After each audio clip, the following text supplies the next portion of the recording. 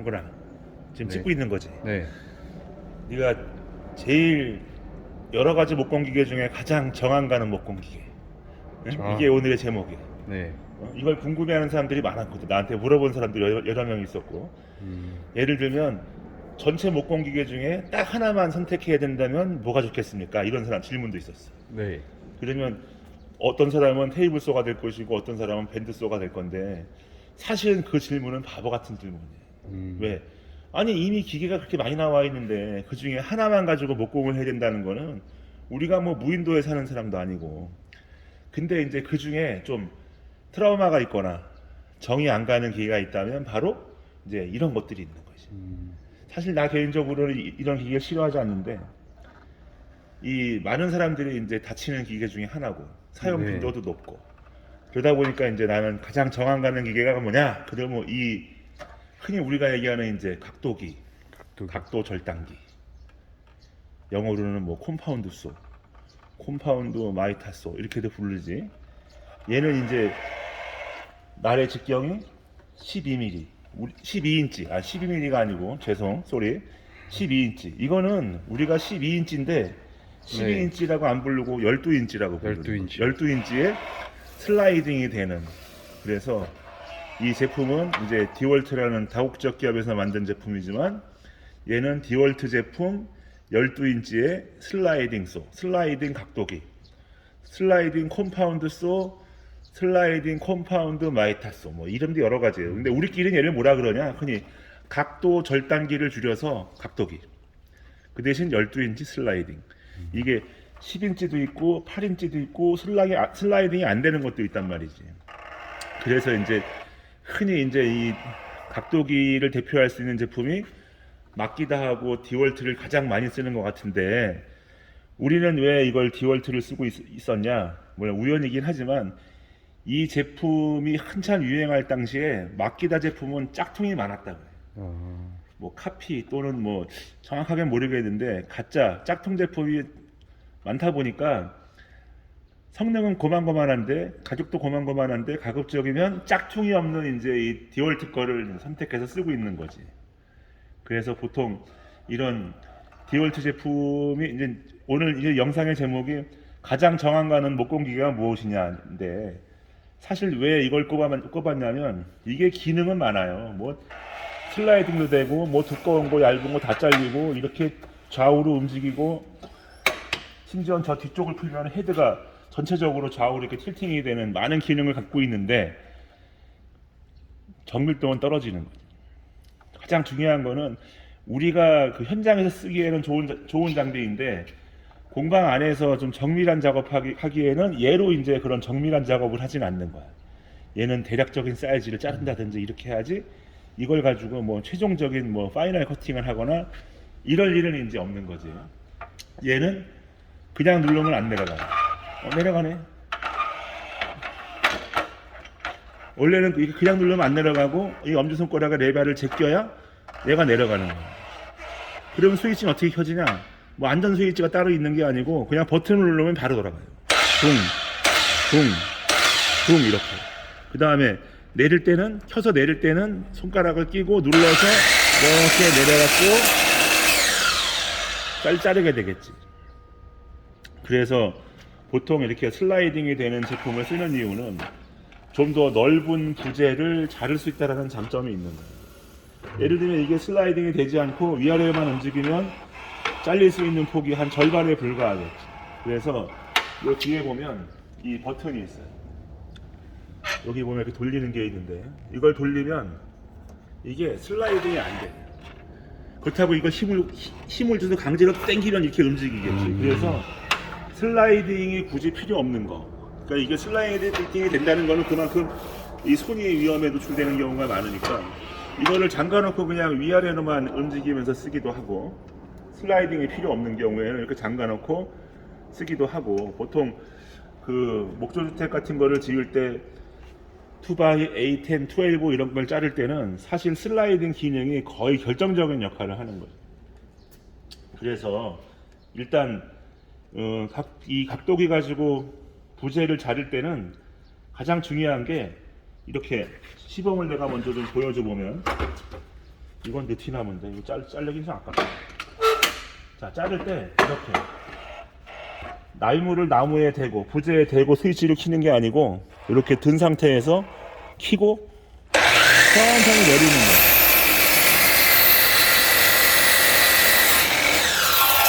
다 잘렸으면 굳이 스위치를 들고 나서 놓을 일이 없고 그냥 잘린 상태에서 끄면서 동시에 올리면 자연스럽게 이제 부재가 가공이 되겠지.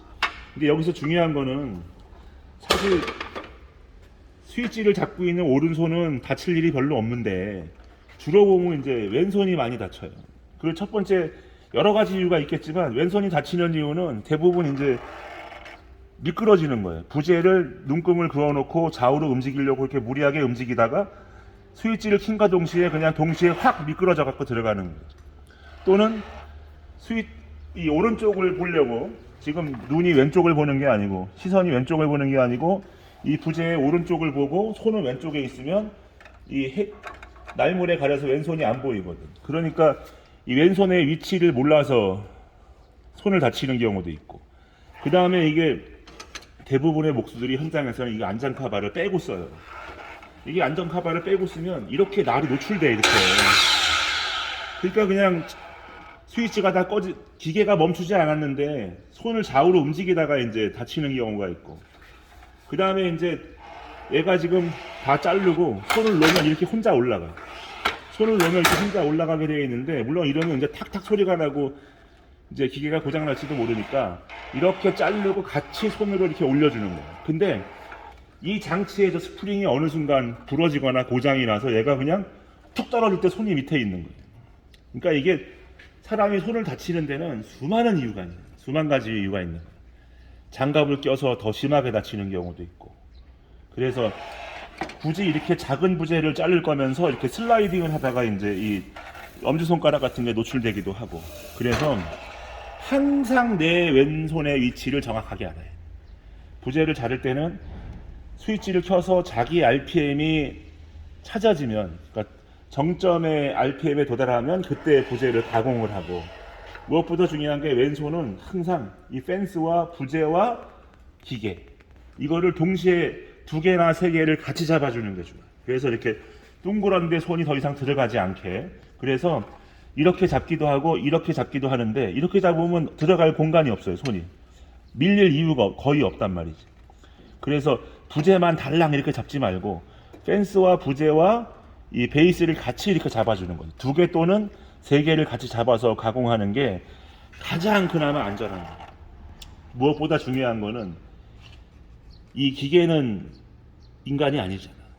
주인도 몰라보는 그런 기계이기 때문에 혹시 내가 위험에 노출될 수 있는 어떤 상황이 생기면 나는 순간순간 어떻게 반응하겠다. 예를 들면 뭐 기계를 끄고 손을 떼고 도망을 가든지 아니면 손을 치우든지 어쨌든 항상 그렇게 위험할 수 있게끔 상황이 도사려지고 있는 상황에 나는 어떻게 대응하겠다라는 거를 머릿속에 항상 이미지화 해놓고 작업을 해야 된다.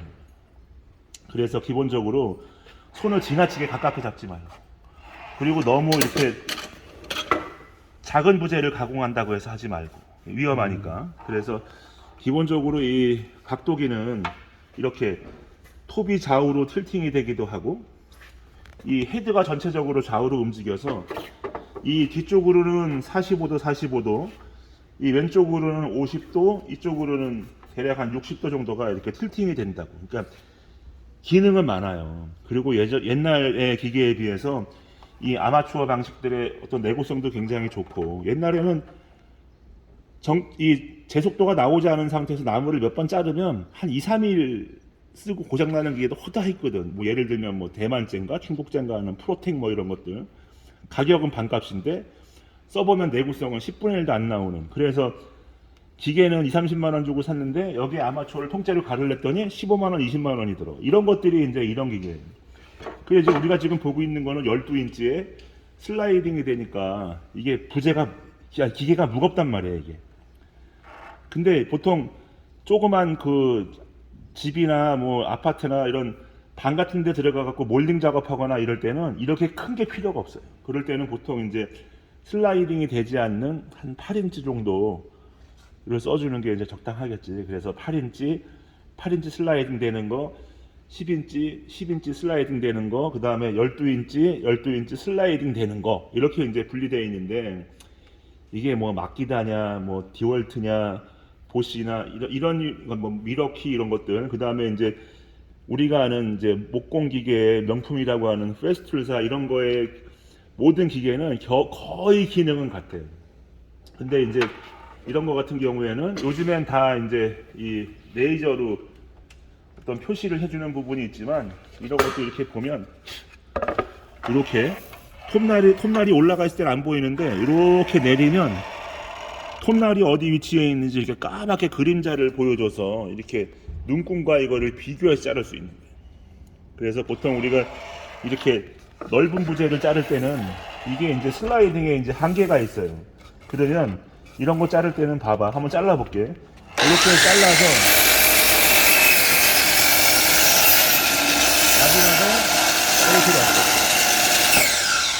마지막에 나무를 살짝 들어주면 얇은 판재, 어지간한 저 얇은 판재 같은 경우에는 이제 이 원래 슬라이딩으로 자를 수 있는 능력치보다 조금 더 자를 수 있다는 장점이 있어요. 자, 그 다음에 이렇게 부재가 두꺼워, 이렇게. 그래서 이걸 자르려고 이렇게 내렸더니 이게 카바가 닿네? 자를 수가 없잖아. 이런 경우에는 이렇게 뒤로 가서 이렇게 앞으로 나가기도 하는데, 예를 들면 이렇게 뒤로 가서 이렇게 슬라이딩 하면서 이렇게 자르기도 하지만, 뭐 예를 들면 이 카바를 스위치에서 내 손을 떼고 카바를 올려요. 그래서 검지로 이 카바를 딱 잡아, 이렇게. 이런 경우에는 좀 자주 나오는 경우는, 이런 경우는 자주 나오는 경우는 아닌데, 이렇게 부재가 어떤 범위를 좀 넘어가는 걸 자를 때 이게 대략 한 100mm에 100mm쯤 되는데, 이런 거는 이제 이렇게 든 상태에서, 대지 말고 든 상태에서 눌러서 이렇게 자르는 거죠. 이렇게 검지를 잡아주면 이 날 보호 카바를 검지로 이렇게 고정시켜주면 굳이 슬라이딩 기능을 쓰지 않고 자를 수 있단 말이에요. 그 다음에 예를 들어서 넓고 긴 부재를 자르려고 그러는데 부재가 이렇게 휘어 있어요. 난 나름대로 금을 그어 놓은 게 있는데, 이게 이제 뭐 예를 들어서 뭐 한 이쯤 금을 걷다고 생각을 해보자. 이게 약간 각이 있어요. 이게 지금 직선이 아니고 약간 사선으로 이제 각이 틀어져 있는데, 이런 걸 자를 때는 이 나무를 이렇게 움직이면 이 공간이 떠서 이렇게 부재가 밀착이 안 되면 좀 불안정하고 위험하니까, 이런 경우에는 이렇게 레이저 포인트를 보거나 아니면 날물에 보고 이렇게 틀어주는 거예요. 그래서 얘를 이렇게 이런 거는 굳이 뭐 각도제나 이런 게 없이도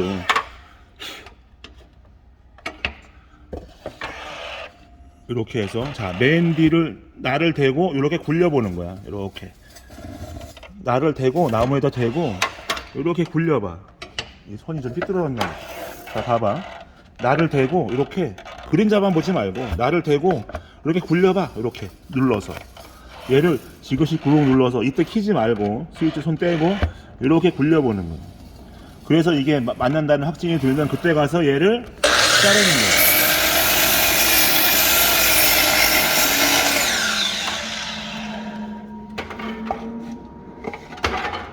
그러니까 이게 사람마다 이런 걸 사용하는 목수들마다 생각은 다르겠지만, 이 각도 절단기가 건축 현장이나 인테리어 현장에서는 빠질 수가 없는 가장 사용 빈도가 많은 것 중에 하나인데, 왜 이거를 그렇게 싫어하느냐? 나는 아직 이런 걸 다쳐본 적이 없지만 이 각도기에 손 잘린 사람이 많아요. 한두 명이 아니겠지. 게다가 이 손가락 중에 가장 이 네 개 합친 것보다 비싼 엄지손가락이 잘리는 사람들도 있고, 그래서 이게 굉장히 좀 위험하다. 그러니까 사용 빈도가 높고 안전성이 그렇게 높지 않은 만큼 이게 이제 그만큼 위험하다는 거예요. 그래서 정밀도 떨어지고 위험성 때문에 사실은 크게 이거를 좋아하지 않는 건데 그래도 이제 일을 해야 되니 어쩔 수 없이 이제 쓰는 거지. 그래서 이쪽으로 와봐. 오른쪽으로 천천히 돌아와.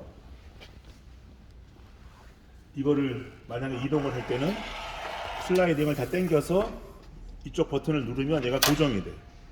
그런 다음에 이제 선을 감아서 이제 갖고 다니면 되고, 부피를 더 줄이려면 얘를 틀어서 한쪽으로 45도, 50도, 60도를 꺾어 놓으면 그만큼 이제 부피가 작아지겠지.